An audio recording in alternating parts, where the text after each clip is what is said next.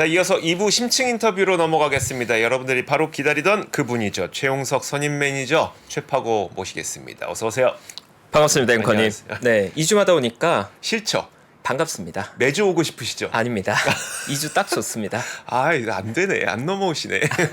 매주 오세요. 아닙니다. 자, 좋습니다. 오늘 제가 일부러 오프닝에서 좀 얘기를 했었는데 텐베거를 찾을 수 있는 방법을 좀 오늘 공부해 볼 거예요. 텐베거에 대해서 방법이라기보다 네. 텐베거에 관한 브레인스토밍을 같이 해보는 시간, 아이디어를 같이 나눠보고 떠올려보는 시간이라고 봐주시면 좋을 것 같습니다. 지난 시간에 저희 얘기했던 게 저는 이제 고객 분류 증권사에서 하면 초고위험 나온다 그랬잖아요.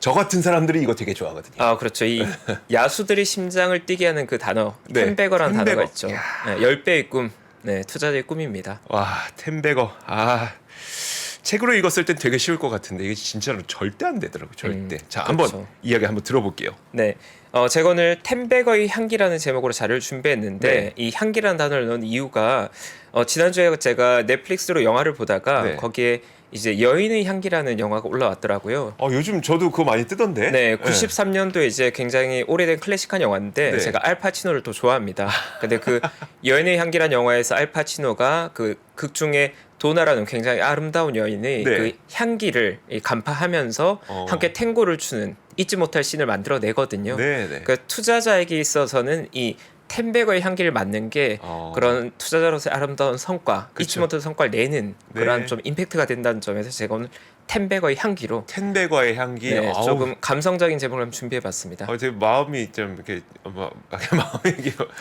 막 이렇다. 뭐라고 표현해야 되지? 어쨌든 설레나요?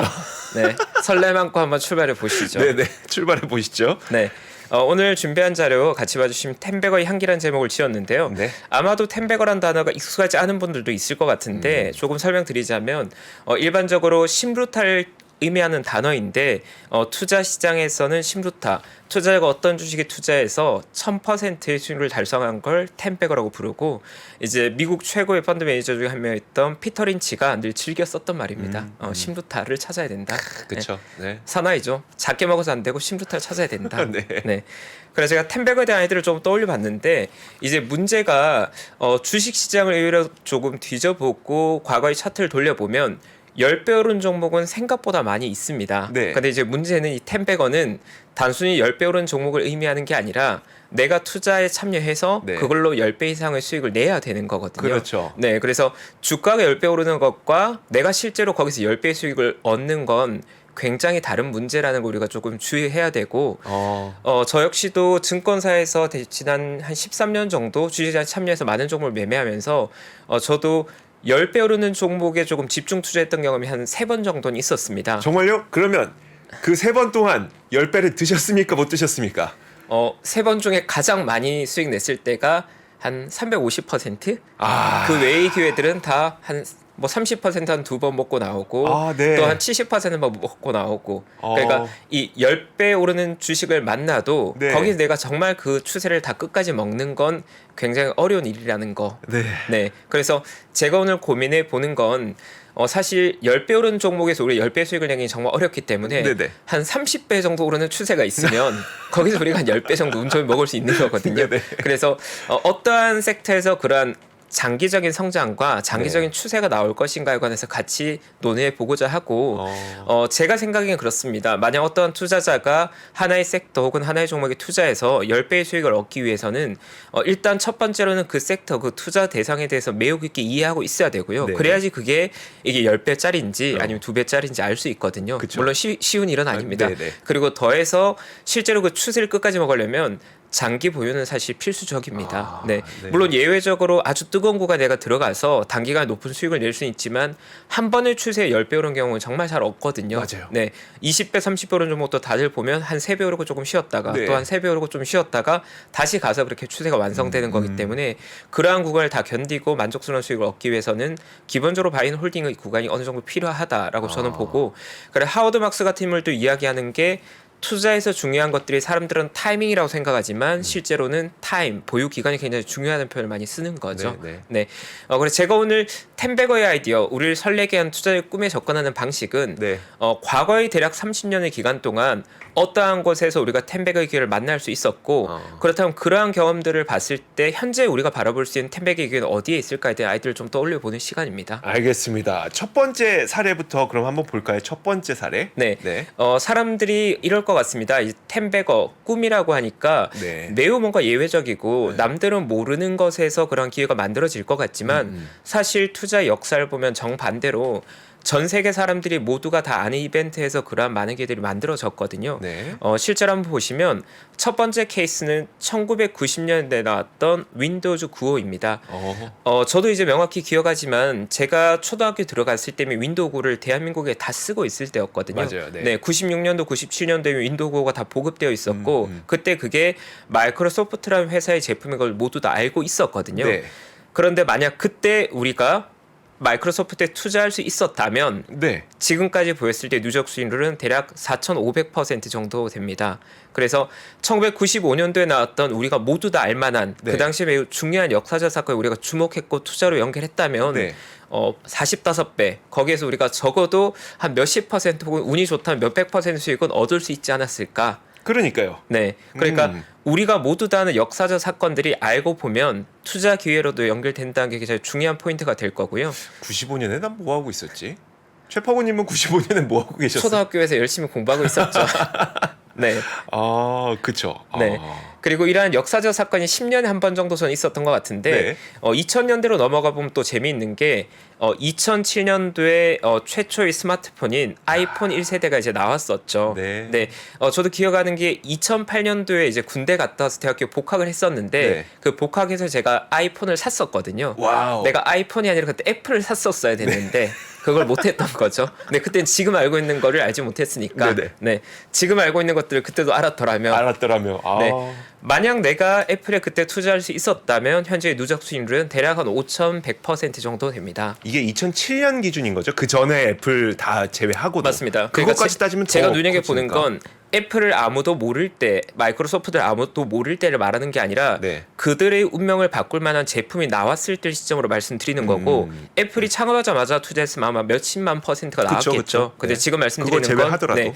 전 세계 사람들이 다 알만한 주목할 만한 이벤트가 발생한 후에 투자해도 매우 높은 수익률이 나왔었다는 말씀을 드리는 거죠. 네네. 그래서 2007년도에 아이폰이 처음 나왔을 때 그 당시에는 물론 스마트폰에 대한 논란들이 일부 있었습니다. 네. 뭐 마이크로소프트는 굳이 휴대폰에 그런 기능이 필요해라는 좀 회의적인 입장이었고 아이폰은 휴대폰으로 앞으로 모든 걸 하게 될 거라고 비전을 했기 때문에 지금의 사실 아이폰을 활용한 스마트폰 시장을 다 점령할 수 있었던 거죠. 네네. 네, 2000년대 그래서 그러한 사건들이 조금 있었던 것 같고 사실 근데 좀 냉정하게 볼 필요도 있긴 있어요. 왜냐하면 그 아이폰이 한창 그 2007년, 2008년, 2009년에 막 인기를 얻어가고 있지만 그때 많은 사람들이 블랙베리를 또 사용했어요. 맞아요. 그러니까 그때도 많은 얘기했던 게 블랙베리가 갈까 아이폰이 갈까 심지어 그 오바마 전 대통령도 블랙베리 얼마나 좋아하셨습니까? 그거 보고 난 블랙베리에 올빵할 거야 했다가는 또 큰일 날 뻔했던. 그렇죠. 참 냉정하게 봐야 되긴 하는데. 맞아요. 여기서 이제 고민해 봐야 될 건 네. 실제로 그 앵커님 말씀드리니까 저도 떠오르는 아이디어가 제가 이제 대학교 때 정말 친했던 친구가 네. 아버님이 회계사셨고 투자에 조예가 있으셨는데 제 친구가 딱 태어났을 때 이제 그 당시에 고민했다고 합니다. 네. 반도체 산업이 앞으로 굉장히 중요한 산업이 될 것 같은데 그 당시에 삼성전자를 사야 돼, 하이닉스를 사야 돼 고민하시다가 네. 그때는 하이닉스의 원래 처음 창업했던 회사가 더 강하던 시기였대요. 네네네. 그래서 하이닉스에 2억을 투자하겠다고 그 당시에 2억을 투자하셨다고 합니다. 네. 근데 그게 만약 삼성전자였으면 그게 한 500억쯤 되는 건데 하이닉스 투자에서 실제로는 그 사이에 수많은 감자와 네. 인수합병이 있었기 때문에 2억이 한 1억 5천으로 남아 있다고 제가 그렇게 들었거든요. 네. 그래서 그러니까. 제가 그때 들은 아이디어는 앞으로 그런 라이벌이 있으면 반반 사는 게 맞겠구나라고 제가 인사이트를 얻었죠. 네. 운명이 알겠습니다. 갈립니다. 그러니까요. 500억이냐 1억 5천이냐. 맞아요. 블랙베리와 사실 애플을 분산 투자한 분들이 가장 현명했던 거겠죠. 사실 그리고 이게 너무 말이 많아져서 좀 죄송하긴 한데 여러분 저 이것도 하나 얘기하고 싶어요. 뭐냐면 윈도우가 한창 인기일 때 있잖아요. 그때 윈도우에 대한 기대감도 있었지만 어쨌든 인터넷이 퍼진다. 그러니까 인터넷이 보편화된다는 것에 사람들이 굉장한 관심을 갖고 있었는데 그래서 그때 아메리칸 온라인인가 하는 그런 기업이 있었어요. 그래서 인터넷을 깔기 위한 소프트웨어 만드는 기업. 그래서 막 CD 같은 거 엄청 많이 뿌리고 그랬었거든요. 근데 걔네는 파산했어요, 결국. 그렇죠. 그러니까 한 가지의 어떤 산업이 육성되는 건 맞는, 그러니까 그게 퍼지는 건 맞는데 대변혁은 맞는데 거기에서 진짜 말씀하셨던 것처럼 둘 중에 하나 몰빵하면 큰일 난다. 맞습니다. 결국은. 네. 그래서 제가 생각해도 내가 어떠한 장기적 투자에들을 투자하고 거기 롱텀하게 투자해야 된다고 하면 우리가 체크해 봐야 될 것은 어쨌든 전 세계 사람들이 반할 정도의 아이디어는 반드시 강력한 브랜드 파워를 가지고 있거든요. 그래서 그 브랜드의 파워가 확장되고 있는가, 그리고 그 브랜드의 유저가 더 늘어나고 있는가를 체크하는 정도는 중요한 업데이트가 될 것 같습니다. 네. 이어서 다음 사례는 아무래도 전기차가 아닐까. 맞습니다. 10년에 한 번씩 있는 투자의 역사적 사건을 떠올렸을 때 저는 2010년대로 보면 네. 물론 2010년에 다양한 이벤트들이 있었지만 저는 사실 전기차가 가장 임팩트 있는 사건이었던 것 같고 최근에 사람들이 테슬라 모델 S라는 말을 많이 쓰고 모델 S가 나온 지 얼마 안 된 모델 같지만 실제로는 2009년도에 처음 오픈이 됐고 네. 양산차가 처음에 고객들에게 전달된 게 2012년이었습니다. 그래서 2012년 6월 22일이 테슬라의 첫 번째 양산형 전기차 모델 S가 실제로 고객들에게 인도됐던 시기고 네. 그때 만약 우리가 테슬라에 투자할 수 있었다면 지금 누적 수익률은 대략 한 8,700% 정도 된다는 거죠. 거의 90배에 가깝네요. 맞습니다. 와. 네. 그래서 제가 여기서 얻고자 하는 아이디어는 어쨌든 과거의 30년을 돌이켜 보면 10년에 한 번 정도는 전 세계가 놀랄 정도의 주목해야 될 만한 이벤트가 있었는데 네. 그 시점으로 되돌아가 보더라도 그 사건들은 분명히 임팩트 있는 사건들이었다는 거죠. 왜냐하면 2007년도 아이폰에 관련해서도 그 당시에 마이크로소프트, 애플이 스마트폰 시장을 가지고 대립하고 있었고 네. 그리고 2012년으로 돌아가 보더라도 테슬라의 모델 S가 나왔을 때 시장의 반응은 굉장히 격렬했거든요. 실제로 모델 S는 미국 시장에 굉장히 많이 팔린 모델입니다. 네. 근데 그러한 이벤트가 나왔을 때 그것을 투자에드로 활용할 수 있다면 우리의 투자 성과는 완전히 달라질 수 있고 10배의 꿈을 한번 꿔볼 수 있다는 거죠. 그리고 버텨라. 그렇죠. 그리고 버텨라. 네, 그렇죠. 괜히 10배 올랐는데 그중에 3배 먹었다고 빠져나오지 마라. 네. 그래서 제가 대전제는 이런 매력적인 투자 기회들조차도 그 수익을 충분히 누리기 위해서는 반드시 타임, 보유 기간은 중요하다는 건 전제가 돼야 될 것 같고요. 네. 그럼 이제 결국 중요한 건 2010년대까지는 그러한 변화들이 돌이켜 봤을 때 매력적인 수익이었는데 지금 봤을 때는 뭐가 그러한 10배의 기회를 제공해 주는가에 대한 고민이거든요. 네네. 근데 재미있는 건 2022년도 현재 우리가 바라본 10배에 대한 아이디어는 거의 다 중론이 모여진 것 같아요. 그러니까요. 네, 대답은 아마 모두 다 예상 가능하겠지만 한마디 이제 할까요? 하나, 둘, 셋. 셋. 또 PT. 그렇죠. GPT라는 아이가 등장한 거죠. 네, 실제로 이제 챗 GPT가 단순 버블이나 아니면 좀 사람들의 과열로 과대평가된 거가 아닌가 그런 말들을 많이 하시지만 네.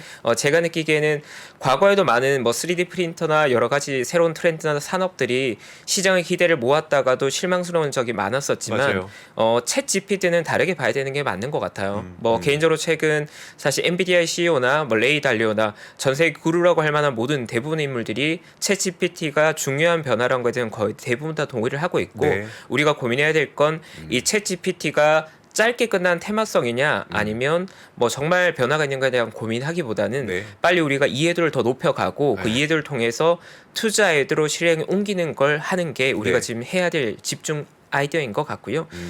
제가 가지고 있는 아이디어 역시도 저는 만약 오픈 AI가 지금 상장사라면 저는 무조건 투자하고 싶거든요. 네네. 근데 이제 문제는 이 오픈 AI가 비상장사고 네. 우리 개인 투자자들이 투자할 수 없는 한계가 있다는 거죠. 네. 그럼 우리가 고민해 봐야 될 건 오픈 AI가 만약 10배 가는 주식 여기서 30배 커지는 회사라고 본다면 그걸 통해서 우리가 직접 투자 못 하더라도 어떤 투자에대로 활용할 수 있는가에 대한 고민을 많이 해야 된다고 저는 생각하는 거고 네네. 그 고민을 사실 오늘 이 자리에서 같이 나눠보고 싶습니다.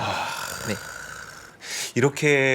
이렇게 논리적으로 설명해 주시면서 겸손하게 고민을 나눠보기 위함입니다라고까지 말씀을 해주고 계세요. 좋아요. 그러니까 사실 그러면 우리는 어디서 좀 기회를 찾아봐야 되느냐에 대해서는 사실 각자 해야 될 노력이긴 하지만 좀 어떤 최파고의 도움을 받았으면 좋겠거든요. 네. 좋습니다. 저도 그래서 사실 정답을 찾아낸 사람은 아직 없다고 생각을 합니다. 없죠. 네, 왜냐하면 우리가 생각해 보면 95년도에 나왔던 윈도우라는 트렌드가 얼마나 지속성을 가지고 있냐면 지금도 우리 윈도우에 의존하고 있거든요. 네네. 그러면 이 GPT란 트렌드는 이제 막 탄생했지만 앞으로 10년, 20년에 걸쳐서 활용될 거고 네. 정답을 찾아가는 과정은 그렇게 서둘 필요는 없다고 생각을 합니다. 왜냐하면 향후 2, 3년 내에 우리가 고민하지 않아도 많은 기업들이 GPT 모델을 활용해서 우리가 이러한 서비스를 런칭한다고 서로 광고를 할 거고 네. 우리가 체크해야 될 건 그 수많은 서비스 중에서 뭐가 정말 가장 많은 부가가치를 만들어내고 네. 어떠한 것이 우리의 삶을 가장 많이 바꿔내고 어떠한 브랜드가 가장 많은 유저를 확보하는지에 집중하는 게 맞을 것 같거든요. 그래서 지금의 단계에서는 우리가 GPT가 만들어낼 트렌드에 대해서 충분히 이해도를 가지고 자금을 준비해 놨다가 네. 정말 매력적인 브랜드, 매력적인 상품이 나오게 되면 거기에 투자해야 된다는 거죠. 그 전을 위한 좀 브레인스토밍 공부라고 봐주시면 될 것 같고요. 저는 오늘 방송을 네. 저장해놓고 한 100번 돌려보기 할래요. 100번? 감사합니다. 어. 네. 그래서 제가 지금까지 말씀드린 게 인트로라면 네. 이제 본론으로 바로 들어가서 네네. 일단 우리가 첫 번째로 봐야 될 건 이 오픈 AI라는 아이가 정말 시장에 굉장히 매머드급 인기를 얻고 있는데 이 아이가 과연 어떻게 돈을 버는지를 보는 게 일단 저에게 좀 중요한 아이디어를 줄 것 같습니다. 네. 일단 오픈AI가 가지고 있는 중요한 시사점은 우리가 과거에도 인공지능이 세상을 바꿀 거야. 인공지능이 매우 중요한 산업이라고 했지만 그 인공지능으로 뭘 할 수 있는지 우리는 몰랐습니다. 맞아요. 사실. 네. 인공지능이 그래서 중요한데 뭘 할 수 있는데 근데 그걸 오픈AI는 두 가지 모델을 통해 보여준 거죠. 첫 번째로 챗 GPT를 통해서는 텍스트 생성이 가능하다는 걸 보여줬고 네. 우리가 과거 사용했던 검색 엔진 혹은 우리가 찾아봤던 리서치보다 이 단일화된 챗봇을 통해서 더 많은 지식이 공유되고 활용된다는 걸 확인해 준 거고요. 네. 그리고 두 번째 중에 하나가 달리도 의미 있는 임팩트인 것 같은데 우리가 보통 예술의 영역이라고 하면 가장 많이 직관적으로 생각해 그림을 그리는 행위인데 네네. 이 그림을 그리는 행위를 인공지능을 통해서 했을 때 이게 굉장히 파워풀하다는 걸 보여준 거죠. 네. 그럼 앞으로 많은 모델들은 챗GPT와 달리처럼 텍스트를 생성하거나 아니면 그림을 그리는 형태의 서비스를 제공할 건데 거기에서 아마도 약간은 더 특화되어 있고 전문화되어 있는 모델로 발전할 것 같습니다. 그러니까 그 말은 뭐냐면 예를 들어 챗 GPT에서 우리가 대부분의 정보를 얻을 수 있지만 뭔가 암에 조금 특화되어 있거나 의료 서비스에 조금 더 특화된 챗봇 서비스는 의료 데이터를 많이 가지고 있는 기업에서 런칭했을 때 더 파워풀할 수 있을 것 같고요. 네, 네. 당연히 그림을 그리는 서비스도 특정한 형태의 디자인을 많이 해본 데이터를 가지고 있는 기업들이 이런 GPT 모델을 활용했을 때는 네. 더 부가가치가 높은 그림 그리는 서비스를 제공할 수 있겠죠. 네. 뒤에 조금 예시를 드리자면 실제로 그러한 어떠한 엣지를 가지고 있는 특장점을 가진 기업들이 이미 빠르게 나오고 있습니다. 그리고 그 기업 가치도 매우 가파르게 성장하고 있는 상황이고요. 이미 나오고 있다고요? 맞습니다. 오. 그건 뒤에 제가 말씀드릴 네네. 건데요. 이 오픈AI 비즈니스 모델 중에 마지막 세 번째 서비스가 사실 그러한 것들을 가능하게 만들어주는데 챗 GPT와 달리가 오픈AI가 제공하고 있는 서비스 모델이라면 이 마지막 API 서비스가 그야말로 오픈AI 입장에서 캐시카우 역할을 해주는 서비스인데 API라는 건 혹시 익숙하신가요? 저는 뭐 쉽게 설명을 듣긴 했었어요, 한번. 아, 그러시군요. 그러니까 다른 사람이 나의 데이터에 접근하기 위한 열쇠 같은 거다. 뭐 그 정도로 들었거든요. 맞습니다. 네. 네, 정확히 이해하신 것 같고 저 역시 경영학 베이스이기 때문에 API라는 단어가 정말 익숙하게 많이 나오는데 네. 그렇게 와닿진 않았거든요. 네네. 근데 이제 API라고 하면 그냥 단어 그대로 풀이한 게 더 쉬운 것 같은데 어플리케이션 프로그래밍 인터페이스거든요. 네네. 그러니까 우리가 사용하는 대부분의 어플리케이션 기능들을 프로그래밍을 하기 위해서 필요한 툴인데 네. 이 API를 활용하면 프로그램과 프로그램을 연결해 줄 수 있게 됩니다. 예를 들어서 재밌는 건 제가 지금도 사용하고 있는데 우리가 GPT라는 모델이 있잖아요. 이거 네. 언어를 생성합니다. 네. 근데 우리가 가장 많이 사용하는 메신저가 뭐죠? 카톡이요. 네, 이 카톡과 GPT가 결합되어 있습니다. 지금 들어보셨나요? 지금요? 이미요? 네. 많이들 들어보신 분들도 있겠지만 최근 장안의 화제가 되는 게 에스크업이라는 네. 서비스가 있습니다. 에스크업. 네. 네네. 네, 에스크업이라는 서비스인데 이게 어떤 거냐면 카톡의 플랫폼에 네. GPT를 붙인 거예요. 네. 그러면 이제 카톡 대화방인데 이 카톡 대화방에 내가 질문을 하는 겁니다. 그러면 이 아이가 카톡으로 바로바로 대답을 해줘요. 네, 실제로 제가 오늘의 보고서를 만들 때 아까 전 각각 의미 있는 숫자들 넣었잖아요. 윈도우가 나왔던 날, 네. 아이폰이 나왔던 날, 그리고 모델 S가 나왔던 날, 그 날짜들을 모두 다 제가 리서치하지 않고 이 챗봇에게 물어봤습니다. 에스크업에게 테슬라 모델 S가 처음 나온 날은 언제야? 윈도우가 태어난 날은 언제야? 스마트폰이 태어난 날은 언제야라고 하면 이 카톡 채팅방에서 이런 정보들이 다 나오고 있거든요. 업무 효율성이 굉장히 빨라지셨네요. 굉장히 빨라지는 거죠. 네. 그래서 이 API라는 서비스를 제공하기 때문에 네. 아마도 우리가 사용하는 많은 플랫폼들에 이런 인공지능기들이 빠르게 탑재될 거예요. 매우 간단한 형태로. 아니, 그러니까 안 그래도 저도 오늘 네. 그 톡을 받았어요. 이거 한번 해봐라라고 하면서 네네. 거기에 에스크업이라고 써 있었고, 그러니까 친구 추가하면은 바로 이제 이용 가능하게 되어 있었거든요. 맞아요. 쓰고 와볼 걸. 네, 저 오늘 에스컵과 굉장히 많은 대화를 나눴거든요. 네, 굉장히 많은 대화를 나눴고 너무 편리합니다. 많이들 추천드리고. 네. 그래서 제가 이제 생각하는 게 결국 오픈 AI라는 곳이 직접 투자는 우리가 할 수 없지만 네. 이 오픈 AI에 대한 이해를 통해서 인공지능 서비스가 어떤 형태로 우리에게 와닿을지 알 수 있고 어떤 형태로 돈을 버는지 알 수 있게 되는 거거든요. 네네. 그리고 앞으로 우리가 만들어지는 인공지능 서비스에 대해서도 이 API가 어떤 구조로 만들어지는지 이해하면 훨씬 더 편리하게 와닿게 됩니다. 네. 저도 실제로 그 편리성을 너무나 체감하고 있고요. 네네. 네. 그래서 제가 오늘 아이디어를 좀 떠올려 본 게 결국 그러면 오픈 AI에 투자는 못하지만 네. 오픈 AI 관련 아이디어를 어떻게 찾아볼까 고민하다가 최근에 고민이 생기면서 저도 GPT를 찾거든요. 그래서 이걸 제가 오히려 역으로 챗 GPT에게 물어봤습니다. 네. 그 내용을 지금 공유한 자료인데요. 한번 보시면 보시죠. 제가 물어봤죠. 오픈 AI를 투자하고 싶은데 상장되어 있지 않으니까 어떻게 투자해야 되라고 물어보니까 네. 챗 GPT가 알려주는 게 비상장 회사이기 때문에 우리가 투자는 할 수 없습니다. 네. 그런데 오픈AI가 이미 대규모 지분 투자를 받았기 때문에 그 지분 투자한 기업들에는 마이크로소프트나 뭐 리드오프만 같은 VC 투자자들 꼭 네. 또 코슬라 벤처 같은 기업들 있다라고 안내해 줬고요. 실제로 그러면 마이크로소프트를 보면 현재 수익에 관한 지분은 75%를 가지고 있고 네. 원금이 회수되는 지분 49%를 가지고 있어서 사실 마이크로소프트가 오픈AI와의 관계성은 가장 높다라고 저희가 볼 수 있겠죠. 네. 이렇게 설명을 해줬어요. 맞습니다. 그리고 더해서 보면 오픈에 관련된 주식을 직접 찾을 수 없으면 결국 제가 궁금한 건 인공지능 산업 관련해서 어떤 주식이 있는지가 궁금한데 네. 그것도 제가 GPT에게 물어봤습니다. GPT야 인공지능 관련 주식 알려줘라고 했는데 이 대답은 사실 우리가 좀 예상 가능한 답변들이었습니다. 네. 뭐 구글이 있었고 그리고 아마존이 있었고 엔비디아 있었고 IBM 그리고 테슬라, 마이크로소프트가 있는데 각각의 종목을 추천한 이유 역시 굉장히 논리적으로 잘 설명해주고 있습니다. 네. 아니, 챗 GPT면은 마이크로소프트를 1번으로 해야 될 것 같은데 그렇진 않네요. 알파벳을 1번으로 놨네요. 의외로 구글을 1위로 했습니다. 네, 네. 재밌죠? 네. 그리고 제가 한 번 더 질문한 게 네. 그럼 제가 떠올린 게 주식은 사실 조금 식상하고 다 아는 기업이라서 네. ETF는 좀 매력적인 ETF가 없을까 하고 한 번 더 물어봤거든요. 그러면 그것도 대답해줘요? 네, 그럼요. 인공지능 관련 ETF는 이라고 제가 질문했는데 챗 GPT가 이것도 굉장히 스마트하게도 답변을 해줬습니다. 네. 인공지능 기술이 최근에 급격하게 성장하고 있기 때문에 관련 기업들에 투자할 수 있는 ETF가 많이 출시되고 있는데 내가 생각이 5개 정도가 대표적이라고 예시를 해줬습니다. 네, 첫 번째가 보츠라는 ETF고요. 그리고 두 번째가 아이로보, 그리고 세 번째가 AIQ, 네 번째가 로봇, 다섯 번째가 에스펀데 재밌는 건 뭐냐 하면 과거에는 증권업계에 있는 저희 역시도 특정한 섹터를 추종한 ETF나 어떤 ETF를 하려면 좀 리서치를 해야 됐어요. 네네. 뭐 ETF.com을 들어가거나 그쵸. 관련 종목을 뒤지거나 자료를 봤어야 됐는데 네. 이제는 이게 너무 간편해져 버려서 저희 엣지가 사라지고 있습니다. 저희 일거리가 없어지고 있어요. 네, 긴장됩니다. 와, 근데 그 저기 1번이 또 아유 참 1번이 또 맞습니다. 아이고, 원치 않게 사실 저희 계열사 ETF가 또 나와 있어서 제가 일본이 또? 웬일이지라고 느꼈고 의도하지 그러니까. 않았습니다. 그러니까 이거 그냥 GPT가 해준 거잖아요. 예. 맞습니다. 네. 뭐.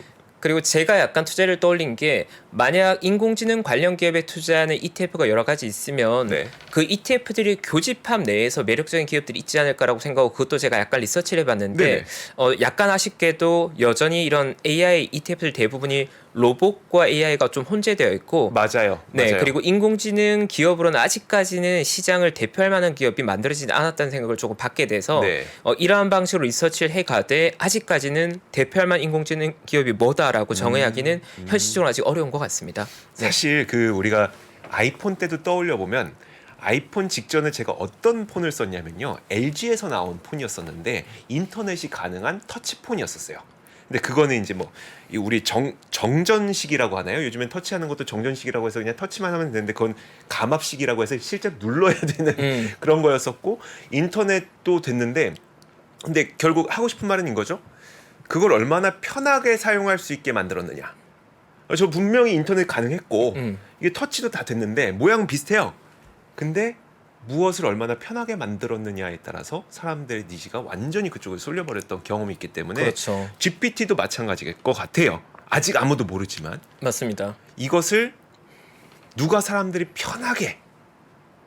편하게 만들었는지를 보여주는 서비스를 만드는 기업.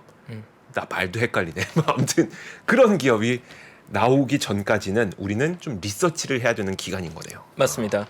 그래서 저도 사실 챗 GPT라는 서비스를 활용하고 있고 많은 것들이 궁금해졌을 때 물어보고 있는데 사실 제가 오늘 3프로 구독자분들 위해서 인공지능과 관련된 좀 인사이트를 나눠주기 위해서 챗 GPT를 활용했을 때 사실 한계는 느낄 수 있었습니다. 네네. 왜냐하면 주식에 관해서도 물어보고 ETF에 관해서도 물어봤지만 챗 GPT가 내줄 수 있는 답변은 결국은 기존에 공유되어 있는 정보들, 그렇죠. 기존의 데이터베이스를 정리해주는 수준이고 여기서 어떤 인사이트를 얻기는 어려웠다. 네. 그래서 그렇다면 결국 인사이트는 GPT의 영역은 아니고 네. 우리가 해야 될 영역이다. 아. 그래서 제가 한번 준비해 본 건 챗 GPT보다 아직은 조금 더 나은 챗파고 인사이트를 조금 나눠보기 위해서 아니, 그게 더 나은 것 같아요. 네. 지금 보니까 챗파고에게 다시 한 번 더 물어봤습니다. 제 네. 자신에게 이제 질문을 던진 거죠. 과연 이게 끝일까? 인공지능 관련 투자에다가 이제 겨우 뭐 엔비디아, 마이크로소프트, 구글 다 아는 얘기만 해야 되는 걸까라고 생각해봤는데 네. 저는 약간 더 고민해봤을 때 저 역시 정답은 모르지만 이런 형태로 정답을 좀 찾아가면 되지 않을까로 생각을 해봤고요. 그걸 투자에 대해 확장이라는 제목으로 한번 띄워봤는데 자료 한번 보시면 저는 최근에 봤던 기사 중에 조금 인상 깊었던 게 지금 이제 자료에 나오는 이분이 오픈 AI의 창업자인 샘 알트만이거든요. 네네. 네, 자료 한번 띄워주시면 이분 저 얼굴은 처음 봤네요. 말은 많이 들었는데. 네, 요 분이 이제 그 유명한 샘 알트만 저와 같은 85년생 친구인데 일론 머스크 이후로 미국의 가장 혁신적인 창업자라고 평가받고 있고 개인적으로 만약 이 샘 알트만이 오픈 AI 이후에 어떤 창업 비즈니스를 한다면 저는 네. 무조건 투자하고 싶을 정도로 현재 미국 내에서 가장 영향력 있는 창업가라고 보시면 될 것 같고요. 네. 최근에 여기가 인터뷰한 기사가 있는데 이야기하기를 이 챗 GPT 비즈니스 기회는 인공지능 서비스를 응용할 중간층 스타트업의 몫이라는 표현을 썼거든요. 이게 이제 문장으로 봤을 땐 좀 와닿지 않는데 제가 조금 설명드리면 네. 이 GPT라는 AI 모델이 하나 나왔기 때문에 네. 결국 이제는 이걸 가지고 활용하는 거에 따라 달라져 있다. 결국 이걸 어떻게 활용하는지에 따라서 이 비즈니스의 부가가치가 굉장히 거대해질 거라는 표현을 쓰는 거고요.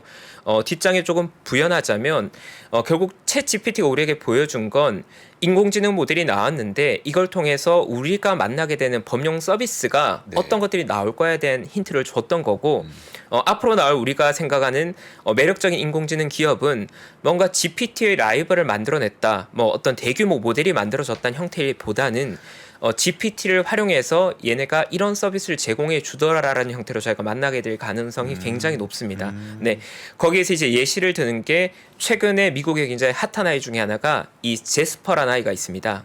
이 스타트업이에요? 맞습니다. 스타트업이라서 여전히 이 회사 역시도 비상장사기 때문에 우리가 쉽게 접근하기 어렵지만 네네. 이 제스퍼라는 기업을 어떻게 주목받았는지 보면 이 기업은 GPT를 통해서 텍스트를 만들어내긴 하는데 블로거나 홈페이지 같은 일상 용어에 조금 더 특화되어 있습니다. 네. 예를 들어서 우리가 챗 GPT와 대화하면 좀 딱딱한 느낌이잖아요. 맞아요. 네, 뭔가 이걸 알려주라고 하면 네, 이건 뭐고 이건 뭐고 이건 뭐예요라고 하는데 일상적인 대화의 느낌은 나지 않거든요. 우리는 뭐 했다는 막 이런 걸 좀 그렇죠. 쓰고 싶은데. 그렇죠. 좀 트렌디한 단어를 쓰거나 네. 그런 거 아니야? 내 생각은 그런데 넌 어때? 이런 자연스러운 언어를 써야 되는데 네네. 챗GPT 어조가 조금 딱딱하죠. 그렇죠. 근데 이 제스퍼는 일상어, 자연어에 굉장히 좀 특화되어 있어서 네. 뭐 블로그나 홈페이지에서 썼을 때 우리가 사람이 직접 작성한 것과 인공지능이 작성한 게 헷갈릴 정도로 굉장히 부드러운 문장을 만들어 준다고 합니다. 와. 그걸로도 엣지가 충분히 있는 거죠. 네네. 네, 같은 질문에도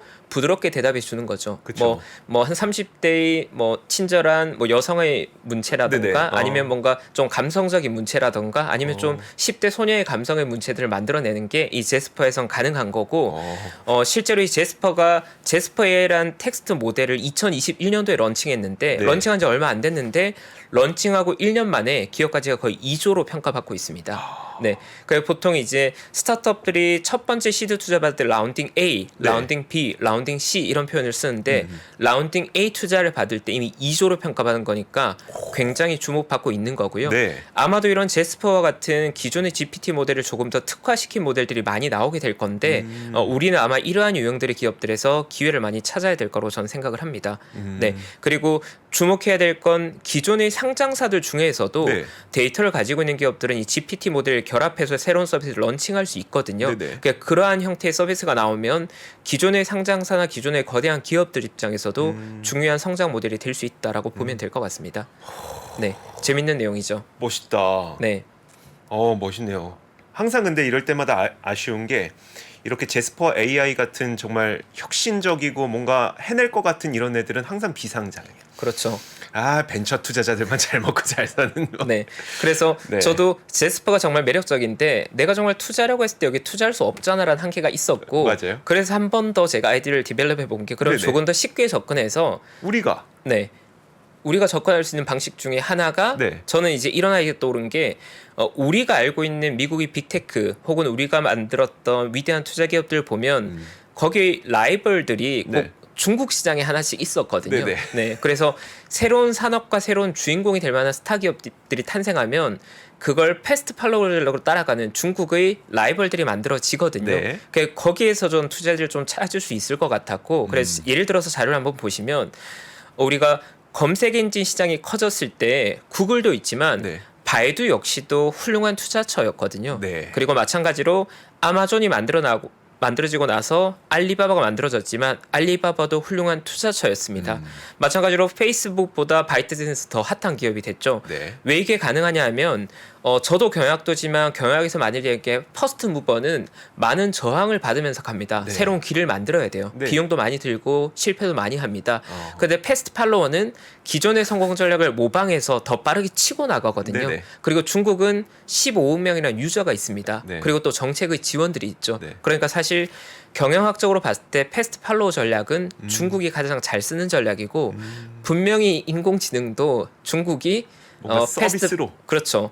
두 번째 세컨 기업으로 패스트하게 따라갈 게 뻔하거든요. 그래서 제가 생각에 우리가 찾아야 될 중요한 기업은 아마도 중국의 많은 사람들이 보편적으로 사용하는 우리가 지금 많은 사람들이 GPT 서비스 열광하거나 새로운 인공지능 서비스 열광하는 것처럼 중국 사람들 2, 3억 명 혹은 5억 명 이상이 사용하는 인공지능 서비스가 나오면 그 기업은 매우 대박이 될 것이다. 네. 네. 네. 뭐 물론 후보가 될 만한 기업들이 몇 개 언급되고 있는 것 같아요. 네. 뭐 정답은 아직 알 수 없지만 조금 깊게 생각해 보면 중국은 다행히 또 기존의 데이터 시장, 특히나 중국 사람들의 빅데이터 시장에 대해서 미국 기업들의 접근을 많이 차단해 왔어요. 네네. 그래서 중국은 가지고 있는 기존의 데이터베이스나 데이터 소스들이 미국보다 좀 격리된 형태로 잘 보관되어 있고 현재 중국을 대표하는 중국의 빅테크들은 미국 기업들도 가지고 있지 못한 데이터 소스를 많이 가지고 있다는 거죠. 네네. 근데 중국의 15명 소비자가 사용할 서비스는 당연히 중국 사람들에 대한 데이터를 가장 많이 가지고 있는 기업들이 가장 잘할 수 그렇죠. 있을 거거든요. 네. 그렇게 본다면 아마도 현재 그 중국을 대표한 기업 중에 인공지능에 조금 특화된 기업들이 네. 가장 막강 후보들이 아닐까. 기본적으로 아마도 기본적으로는 BAT, 뭐 바이두나 네, 그렇죠. 혹은 알리바바나 네. 텐센트 중에 하나가 그 가능성이 굉장히 높을 것 같고요. 그 하단에 있는 기업들 내에서도 새로운 인공지능 서비스가 나온다고 하면 굉장히 중요한 투자 의대가 될 수 있지 않을까 그렇게 생각합니다. 와. 네. 다른 분들이 얘기를 많이 했던 챗 GPT를 같은 얘기 같은데 이렇게 달리 하실 수가 있을까요? 진짜 이 챗파고가 훨씬 난데요, 저는? 네. GPT보다는 챗파고가 조금 나은 것 같습니다. 훨씬 아직까지. 나은데요? 네. GPT의 답변들은 아직까지 좀 정형화되어 있고 예상 네. 가능한 것 같고요. 다만 거기에서 더 많은 고민을 좀 해보는 거 아직 우리의 영역이라는 아직은 약간 우리가 해야 될 역할이 있다는 걸 지금 조금, 되게 네, 다시 한번 긴장되시는군요. 뺏길까봐. 뺏기죠. 네, 저에게 질문에 걸 GPT가 다 대답하고 있기 때문에 저도 긴장됩니다. 와, 오늘 정말 GPT에 대한 이야기 여기저기서 많이 들어봤지만 그러니까 뭐 내용이 다르다는 것보다도 이런 식으로 이야기의 흐름을 만드셨던 것에 저는 정말 큰 박수를 좀 보내드리고 싶습니다. 너무나 감사합니다. 자, 이제 뭐 2주 뒤에 나오시겠지만 뭐 만약에 좀 시간 여유 있으시면 또 한번 중간에 한 번쯤 네. 더 나오시는 것도 한번 생각해 보세요. 네, 2주가 정말 좋은 것 같습니다. 그래요? 딱 좋아요? 네. 알겠습니다. 네, 오늘 제가 준비한 시간도 결국은 우리가 GPT라는 서비스가 런칭되고 사람들이 정말 많은 관심을 가지지만 근데 저는 어떠한 투자 아이디어가 완성되기 위해서는 결국 그 산업과 그 아이디어에서 더 많이 고민하고 네. 더 많이 이해한 사람이 기회를 잡을 수 있다고 생각합니다. 그래서 물론 트렌디한 많은 정보들이 나오고 많은 정보들이 나오고 있지만 우리 투자자를 고민해야 될 건 결국 내가 이걸 어떤 방향으로 고민해서 어떠한 이해도를 가지고 어떠한 투자 대상을 찾아낼 건가로 움직일 수 있을 정도의 이해도가 필요하거든요. 그러니까 그러한 고민을 우리가 해야 된다는 메시지를 전달드리고 싶고 만약 제가 이러한 고민을 하다가 저희 눈에 보이는 정답지가 보인다면 당연히 저는 바로 공유할 생각입니다. 어디에서? 3%에서 예, 알겠습니다. 올리 3%. 네, 저희 구독자분들 위해서 올리 글로벌 라이브에서 네, 알겠습니다. 좋습니다. 좋습니다. 좋아요. 네, 같이 한번 고민해 보시죠. 저도 열심히 공부하도록 하겠습니다. 네. 자, 최퍼고는 여기서 보내드리도록 할게요. 고맙습니다. 감사합니다. 장 시작 전부터 종료까지 쏟아지는 수많은 뉴스와 정보들. 이 중에서 어떤 것이 투자에 정말 도움이 되는 정보일까요? 3프로의 증시 셔터맨 박근영 마스터가 직접 정보를 선별하고 투자의 힌트를 드립니다. 시간도 아끼고 투자 아이디어도 얻는 시간, 박근영 부장의 마켓 힌트와 함께 하세요.